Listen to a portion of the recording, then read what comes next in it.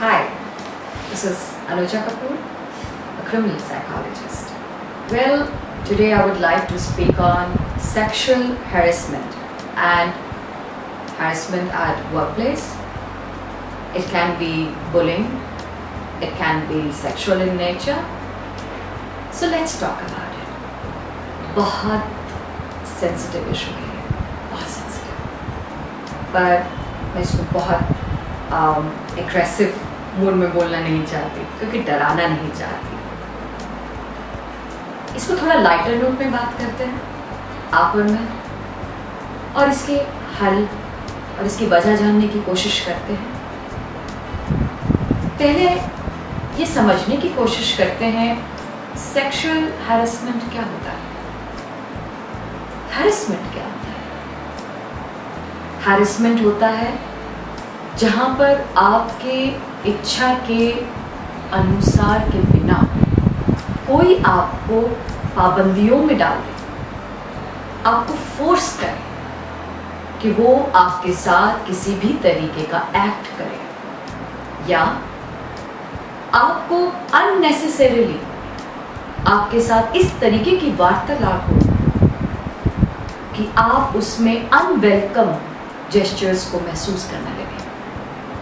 Unwelcome gestures क्या मतलब इस बात का? अनवेलकम जेस्चर्स का मतलब जहाँ पर छूना नहीं चाहिए वहाँ छूएं, आपसे सेक्सुअल बातें करें, आपको किसी भी तरीके की पॉर्न मूवी दिखाई जाए, अकेले में आपको काउंटर कर लें, आपको गैग करें, आपको पकड़ लें, दबाएं, जानबूझ के आपको लेट रोकने की कोशिश करें. आप सीढ़ियों से उतर रही हैं, आपको कोने में ले जाएं, जाते फिरते आपके हिप्स, ब्रेस्ट एरिया, स्टमक, आपके बालों पर बहुत पास आकर आपको स्मेल करने की कोशिश. आंखों से सिर्फ देखना और देखते हैं थ्रू एंड थ्रू, जैसे कि आपने कहीं कुछ पहना ही नहीं. बातों में वो शब्दों का उच्चारण जिसको सुनकर आपको लगे कि जैसे ये क्या मेरे लिए यूज हो रहा है, क्या मैं हूं यहाँ पर, क्या मैंने कुछ पहना नहीं, या अभी मुझसे इस तरह से बात कर रहा है. मैसेज का फॉर्म, कोई एसएमएस आपको भेज दे. एसएमएस का मतलब ये नहीं सीधा आपसे वर्बली कोई बात कर रहा है या डायरेक्टली बात कर रहा है. आपको एसएमएस में जोक की तरह कोई जोक, गंदा जोक भेज दे. आपको एसएमएस के अंदर कोई गाना की 2 लाइनें भेज दे, कोई पोयम भेज दे जिसके अंदर ऐसा लगे कि आपसे वो अनवेलकम जेस्चर्स में बात कर रहा है. वो चीज़ जो कंसेंशुअल नहीं है, वो चीज़, वो एक्ट जिसमें आपकी मौजूदगी, आपका कंसेंट, आपका विल नहीं है. यहां पर होती है प्रॉब्लम. सेक्सुअल हैरेसमेंट चाहिए. और सेक्सुअल हैरेसमेंट कहां कहां देखेंगे आप बताइए? फैमिली में, वर्क प्लेस पर, फैक्ट्रीज में जो सेक्रेटरीज होती हैं, ऑर्गेनाइजेशंस में, कोई भी ऐसी जगह जहां पर भी मास्टर एंड सर्वेंट का काम चल रहा है. एक एम्प्लॉयर, एक एम्प्लॉई है. होता है ऐसा? बात करते हैं इसके आगे. और देखिए, हमारे लॉ में इसको कहा जाता है विकेरियस लायबिलिटी. पता है विकेरियस लायबिलिटी का मतलब? इसका मतलब है मास्टर और सर्वेंट का डोमिनेशन. मास्टर सर्वेंट डोमिनेट करता है. एक डोमिनेंट फिगर है, अल्फा फिगर है, और एक सप्रेसिव फिगर है, सबऑर्डिनेट. बट एक बात बताऊं, सिर्फ लड़की का काम नहीं है यहाँ पर, लड़के भी बड़े हैरेस होते हैं. मैं दोनों वेज में बात करना चाहती हूँ. बुलिंग दोनों तरफ रहती है. पहले लड़की पर आते हैं. जो लड़की है वो कहीं ना कहीं अपने जेंडर से वैसे ही बहुत माइनॉरिटी और वीक पोजीशन पर लाई जाती है। खूबसूरत हो तो माशाल्लाह क्या बात है, सोने पे सुहागा हो गया, और इंटेलिजेंट हो तो कमाल लीथल वेपन हो गया। अंदर तो घुसी अंदर तो सब लड़कों की मुंडी क्या आइटम आई है, क्या चीज़ है, क्या माल है। सुनते हो ना ये सब? आज ही आज पटाऊंगा, कैसा लगता है ना? पहले दिन इस तरह की बातें सुनना अपने बारे में, फिर हम कॉन्फिडेंस लूज कर जाते हैं, आसपास देखने लगते हैं, क्या जिस जगह पे मैं काम करने वाली हूँ मैं तो नई हूँ, तो क्या ऐसा मेरे साथ होगा? मैं जैसी काम करने के लिए आऊँगी क्या ये सब मुझे ऐसे ही देखेंगे? अच्छा तो मैं थोड़े से अपने कपड़े चेंज कर लेती हूँ, मैं ऐसे पहनूंगी तो शायद मुझे नहीं देखेंगे। जाओ कपड़े पहन के जाओ, वो तुम्हें तब भी देखेंगे।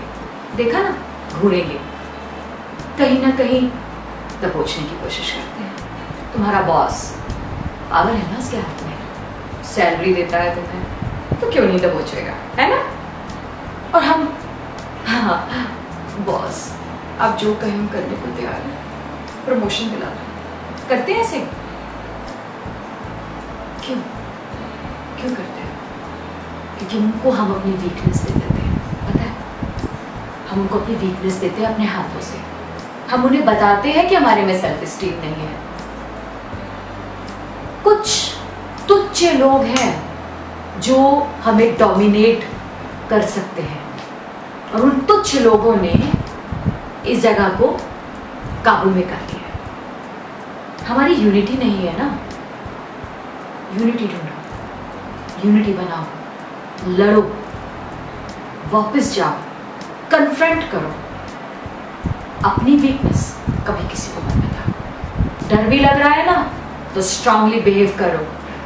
कपड़े चेंज करने से कुछ नहीं होगा, वही पहनो जो तुम चाहते हो। पता लगाओ अगर वर्क प्लेस में हो तो वर्क प्लेस में तुम्हारे लिए एक बेनिफिट होता है।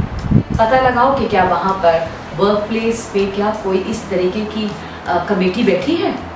आप समझ लीजिए लीगल एक्सपेक्ट है, इसके बिना तो कोई कमेटी या कोई भी कंपनी चालू नहीं हो सकती। ढूंढो उस जगह को, रिटन कंप्लेंट दो, धमकी दो, थ्रेट दो कि आज के बाद मेरे साथ इस तरीके से कोई भी कांड किया आपने तो मैं चुप नहीं बैठूंगी, बता दूंगी सबको। डरो मत। उसकी पावर तुम्हारे ऊपर नहीं होनी चाहिए। वो अपनी सेल्फ एस्टीम बूस्ट कर रहा है, क्यों? कहीं ना कहीं खुद वीक है वो, और तुम्हें दिखाता है कि तुम वीक हो। बिल्कुल नहीं। झांसी की रानी बनने का वक्त आया है। किस लिए कम है हम?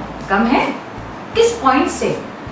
हर जगह से हम लोग इन सबको ओवर पावर कर चुके हैं। घर में, फैमिली में मम्मी से बात करो, बहन से बात करो। अगर तुम्हारे फादर, तुम्हारा भाई, फादर का कोई दोस्त, तुम्हारे भाई का कोई दोस्त तुम्हें घर में आकर तुम्हारे साथ कुछ ऐसा करने की कोशिश करे तो कन्फ्रंट करो, बोलो, मना करो।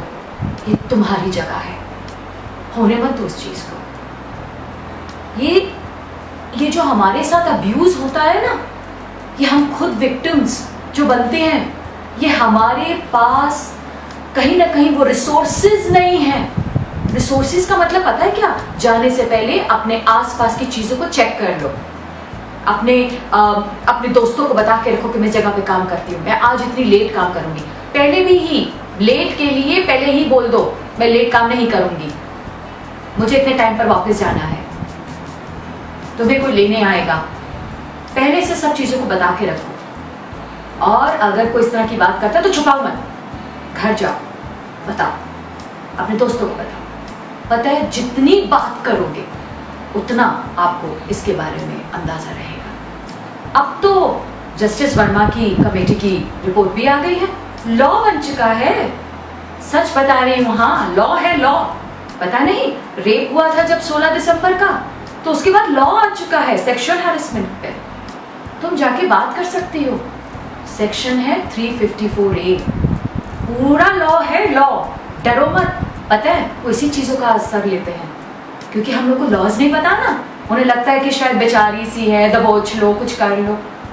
बेचारी बेचारी नहीं है हम लोग बात कर सकते हैं, नॉलेज है हमें, यहाँ पर बात करो।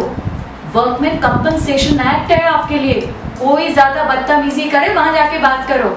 लेबर लॉ है आपके लिए, इंडस्ट्रियल डिस्प्यूट लॉ है आपके लिए, जाइए वहां पर बात कीजिए। और सबसे बड़ी बात है, जिस जगह पे काम कर रहे हैं उनके खुद के लॉज है, बाय लॉज है, रूल्स एंड रेगुलेशंस है, लिख के दे दीजिए। डरिए मत, इस डर को खत्म करना बहुत जरूरी है।